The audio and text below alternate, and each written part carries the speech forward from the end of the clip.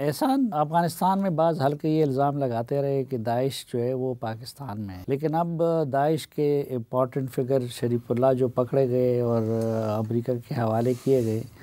تو اس سے تو کچھ اس دعوے کی تصدیق نہیں ہوتی۔ اور یہ شریف اللہ کا قصہ کیا ہے؟ ہاں بالکل، افغان طالبان کی طرف سے ان کی یہ جو انٹیلیجنس ہے GDI، اور ان کا ایک ادارہ ہے المرصاد کے نام سے، تو وہ مسلسل یہ چیزیں وہ یعنی کلیم کرتے ہیں کہ ISKP جو ہے اور ISPP Islamic state Pakistan province, یہ بلوچستان میں، پاکستان میں۔ ابھی تو ذبیح اللہ مجاہد صاحب نے کچھ اس طرح کی بات بھی کہی ہے کہ پاکستان کی طرف سے ان کو فنڈنگ بھی ملتی ہے،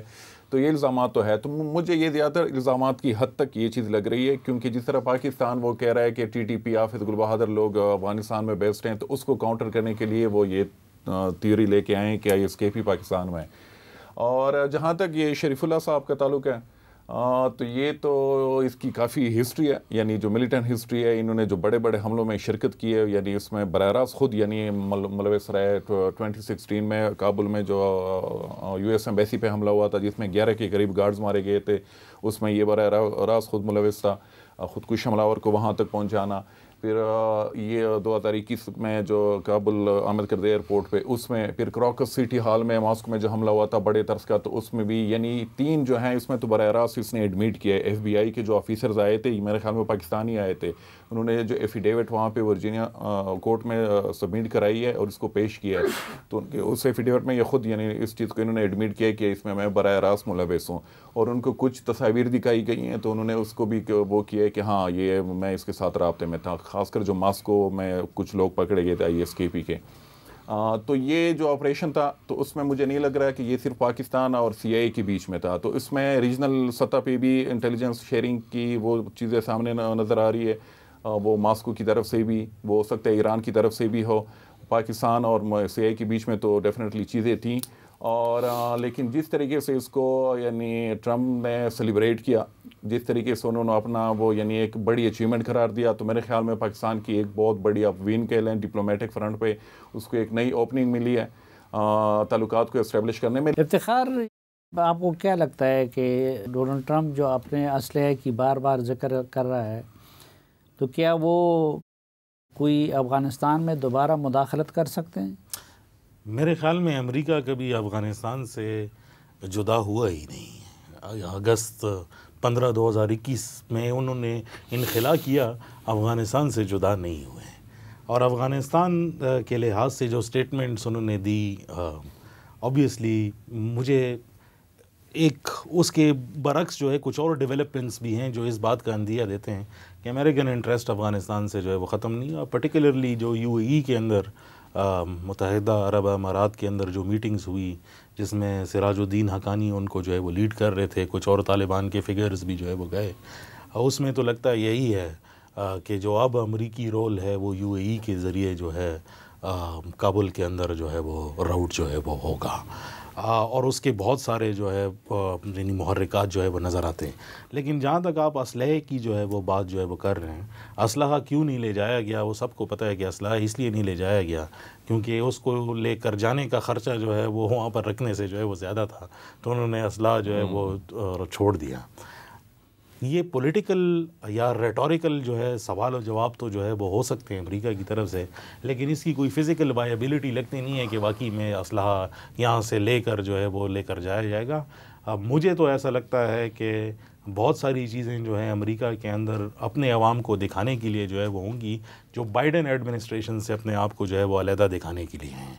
جہاں تک دیکھیں شریف اللہ کی آپ نے جو ہے وہ ذکر کیا، تو بائیڈن ایڈمنسٹریشن نے بھی جو ہے اسٹیٹمنٹ دی تھی کہ انہوں نے جو ہے 2 بندے جو ہے جو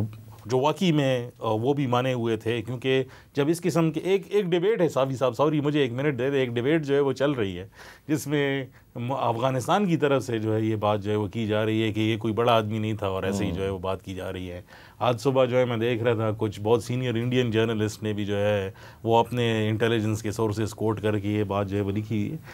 یہ بد اعتمادی کا جو ہے ایک اندیہ ہے ممالک کے درمیان میں، حالانکہ اگر آپ دیکھ لیں جو سٹیٹمنٹ ہے اس میں CIA نے جو ہے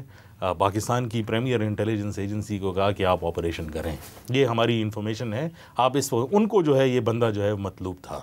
تو لہٰذا جو ان کو مطلوب تھا تو وہ ان کے لیے بڑا آدمی تھا، چاہے آپ اس کو کہیں گے وہ ماسٹر مائنڈ تھا یا نہیں۔ پھر جو یہ اسٹیٹمنٹ آتی ہے کہ پاکستان کے اندر جو ہے وہ داعش والے جو ہے وہ پکڑے جاتے ہیں، اس کی ایک پوری ہسٹری ہے، کسی دن اس پہ آپ کے ساتھ پروگرام کریں گے کہ وہ کیا ہوا تھا اور یہ آپریشنز کس طرح جو ہے وہ سارے ہوئے تھے۔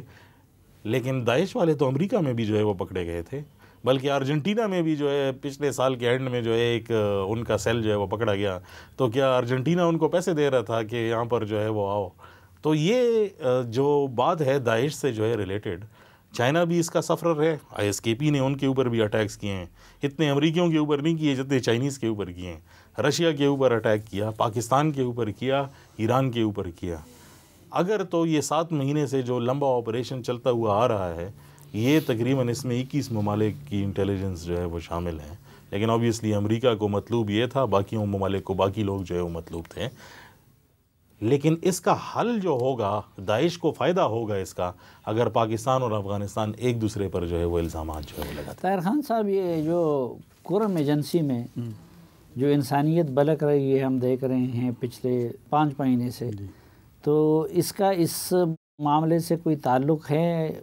افغانستان اور پاکستان کے تعلقات سے، یا TTP سے، یا داعش سے، یا کہ نہیں اس کے ڈائنامکس مکمل مختلف ہے؟ نہیں، وہاں تو یہ جو مسئلہ تازہ ہوا ہے، ماضی میں تو سب کو پتہ ہے کہ وہ وہاں پر ایک سیکٹیرین معاملہ تو رہا ہے، لیکن یہ والا اس طرح سیکٹیرین شروع میں نہیں تھا جس طرح کہ بعد میں بن گیا ہے یا بنا دیا گیا ہے۔ لیکن ہاں، اس میں بعد میں، شروع میں نہیں، بعد میں جب معاملہ طویل ہوتا رہا تو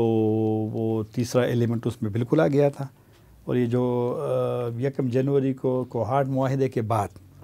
وہ جو حملے ہوئے ہیں، پھر جو ویڈیوز آتی ہے، پھر جو سر کاٹتے تھے، وہ دونوں سائیڈ کے لوگوں نے کیے ہیں، تو اس میں وہ والا فیکٹر تھا، وہ لوگ بالکل آ گئے تھے۔ لیکن ایک سوال ضرور ریاست سے ہم نے کرنا ہے کہ اگر ہم پاڑا چنار سے ٹل تک روڈ 5 مہینے میں نہیں کھول سکتے تو لوگ سوال تو اٹھائیں گے کہ مسئلہ کیا ہے، آپ اتنے کمزور ہیں۔ یہ والا اس پہ سوچنا پڑے گا، کل کوئی اور اٹھے گا اور وہاں پر روڈ بند کرے گا۔ اور یہ قرم کا مسئلہ محدود پھر نہیں رہا، کیونکہ آپ کو یاد ہوگا کہ جب یہ اٹیکس ہو گئے تھے قافلوں پہ تو کراچی میں بھی وہاں پہ بھی پروٹیسٹ ہوا، پھر پہلے اہل تشیع نے شروع کیا، بعد میں جناب یہاں پریس کانفرنس اسلام آباد میں اہل سنت جماعت ہوگا، انہوں نے بھی کر دیا الگ الگ، پھر کراچی میں پھر پولیس نے ایکشن کیا، تو معاملہ پھر محدود نہیں رہتا۔ لیکن یہاں پر ریاست کمزور ہے۔ وہ ٹھیک ہے، جرگہ ہو گیا، جرگہ میں لوگ موجود تھے، بعد میں اسلام آباد میں جرگہ میں بھی اس میں گیا تھا،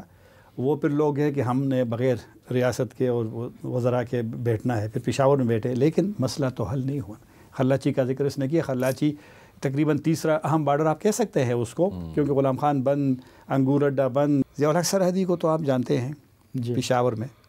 وہ تو ایک بزرگ آدمی ہے نا، افتخار پھر پشاور کا ہے، وہ پرسوں رونا شروع کر دیا اس 70 سال کے تقریباً عمر کے بندے نے کہ ہم نے اپنی عمر میں یہ والی حالت نہیں، بے حسی نہیں دیکھی تھی جو کہ اب ہے۔ تو لہٰذا یہ جو آپ کا سوال ہے، مطلب ہے کہ ان چیزوں کو دیکھنا پڑے گا کہ ہم معاملات کی حل کی طرف جا رہے ہیں یا ہم مزید پیچیدہ بنا رہے ہیں۔